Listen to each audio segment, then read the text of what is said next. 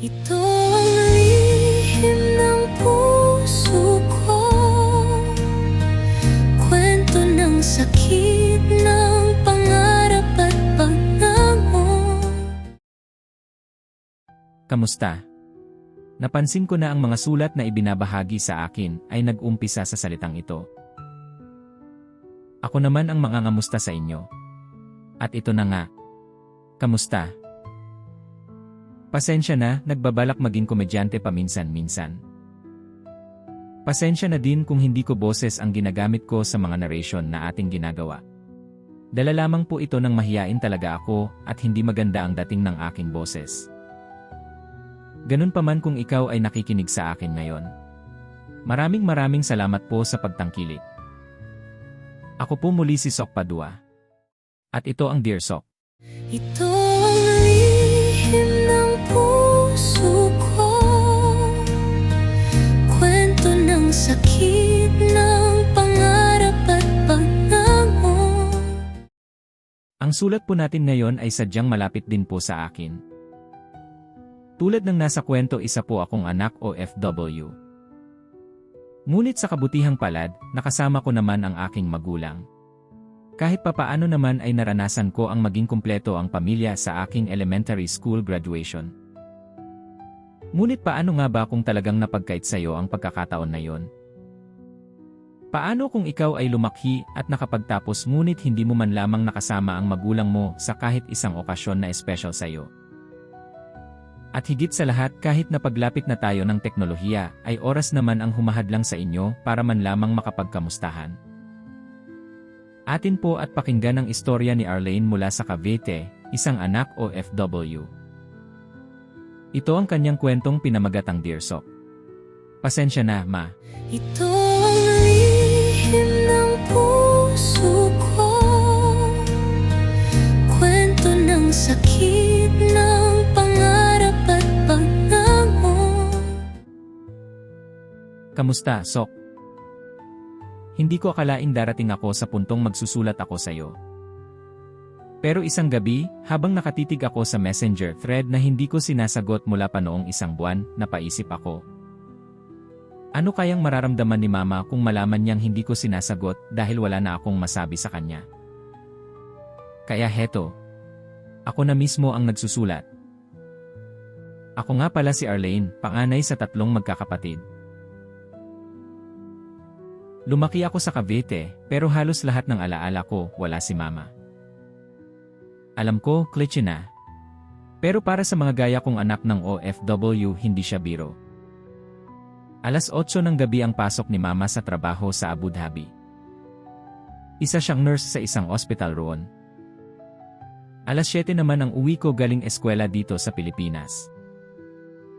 Pero dahil may 4-hour time difference, madalas madaling araw na siya tumatawag. Tulog na ako.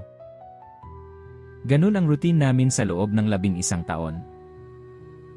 At kahit linggo, araw ng pahinga sa amin, may pasok pa rin si Mama. Kasi sa ospital, walang weekend. Kahit Biyernes o Sabado, may ward siya, may pasyente, may buhay na inaasahan. Kaya kahit linggo ng umaga, wala pa rin siya sa mesa. Parang hindi talaga kami nagtugma ng oras, kahit kailan. Hindi ko siya nakita sa mga recognition ko. Wala siya nung ako'y nagkabulutong. Wala siya nung ako'y unang nagkaregla at si Papa pa ang bumili ng napkin. Hindi ko siya sinisisi noon pero aminin ko, hindi ko rin siya naintindihan. Naaalala ko pa nung grade 6 ako, may assignment kami. Gumuhit ng pamilya. Sabi ng kaklase ko, ba't hindi mo sinama nanay mo? Sabi ko, nasa abroad siya, hindi na yan uwi. Natawa sila. Ako rin. Pero pag uwi ko sa bahay, umiyak ako habang kumakain ng pansit canton. Noong nag-college na ako, medyo naiba ang tono. Medyo galit na ako. Galit na hindi ko maipakita dahil hindi ko naman siya kasama. Pag may nagtatampo sa nanay nila, naiinggit ako. Ako, wala akong mapagtampuhan. Puro padala. Puro sakripisyo. Pero wala naman siya dito para sa akin. Hanggang isang gabi may dumating na tawag. Na-stroke si mama. Hindi agad nakita kasi mag-isa siya sa kwarto. Sa ospital na siya nagkamalay. At ako, nasa work. Hindi agad nakauwi. Naaalala ko yung boses niya halos pabulong. Pasensya ka na, anak ha kung hindi ako naging nanay sa tabi mo. Doon ako bumigay. Yung lahat ng tampo ko, biglang nahiya. Yung mga tanong ko noon, biglang may sagot. Hindi siya nawala sa akin, ako ang nawala sa kanya. Ako ang hindi bumati sa Pasko. Ako ang hindi sumasagot sa tawag. Ako ang galit sa taong piniling masaktan at malayo para lang hindi kami magutom. Ngayon, medyo okay na si mama. Pero limitado na ang kilos niya. Bumalik na rin siya sa Pilipinas, hindi dahil tapos na ang laban niya, kundi dahil natapos ang katawan niyang makipaglaban. So, kung binabasa mo ito, sana mas maraming anak ang makarinig nito. Hindi ko alam kung paano magpasalamat ng buo kay mama. Pero siguro, ito na muna. Pasensya na. Ma, hindi kita naintindihan. Ngayon alam ko na mahal mo pala kami, kahit hindi kita nakita. Ngayon ako na ang nagtatrabaho, ako na ang pagod, ako na ang may iniintinding resibo at bayarin. Ngayon, saka ko lang naintindihan kung gaano kabigat ang mga salitang. Hindi ako alis para iwan kayo, alis ako para manatili kayong buo. Salamat, Sok, sa pagbibigay ng boses sa gaya kong matagal ng tahimik. Boses na ngayon lang bumitaw, pero matagal ng hinog sa luha. Arlene. Cavite.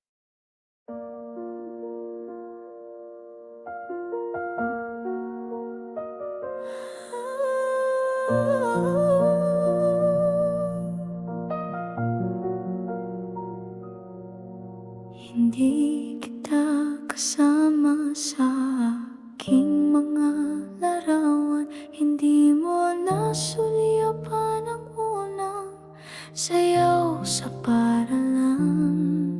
Sa bawat luhang hindi mo nakita, tahimik kitang sinisisi sa di ko naunawaan. Sa bawat tawag mong hindi ko sinagot, gabi mo'y gising, ang araw ko'y pagod. Akala ko'y iniwan mo kami ng kusa, pero ikaw palang naiwan ng mundo at alaala. Pasensya naman, ngayon ko lang naiintindihan ang yakap mong wala yakap na pinaglaban. Akala ko dati wala kang pakialam, pero puso mo pala ang tunay na nakalay ng lahat.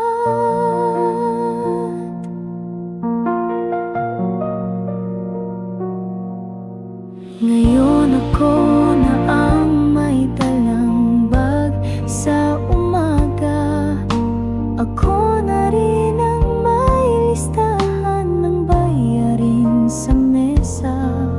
At habang pinipilit kong maging matatag, naririnig ko ang tinig mo sa bawat paghinga't paglakad.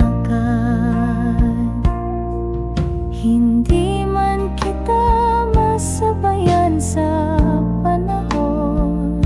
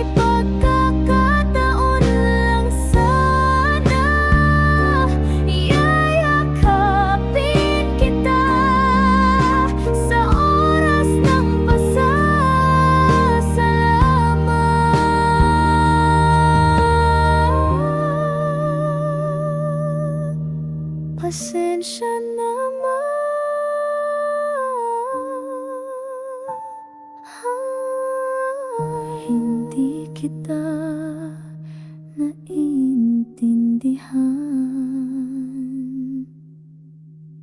pero mahal na mahal kita.